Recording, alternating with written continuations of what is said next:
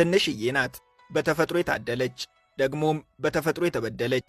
ግራ እንዳይጋቡ ዓይን የሚስበው ውበቷ፣ ለጥ ያለው ሜዳዋ፣ የተትረፈረፈው የውሃ ሀብቷና ለንግድ አመቺ የሆነው ጂኦግራፊያዊ አቀማመጧ በተፈጥሮ የታደለች ያስብላታል።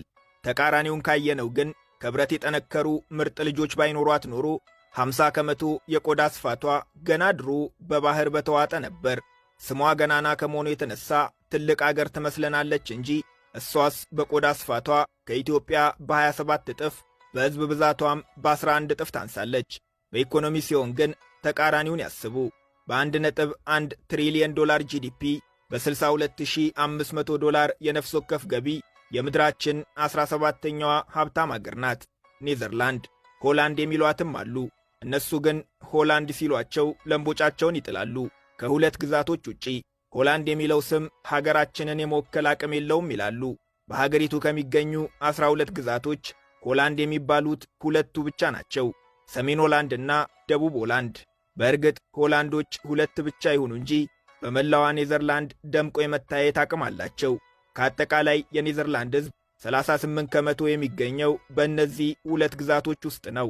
ዋና ከተማዋን አምስተርዳምን ጨምሮ ሮተርዳም እና ዘሂግ የሚባሉት ሦስቱ የኔዘርላንድ ታላላቅ ከተሞች የሚገኙትም በሁለቱ ግዛቶች ነው።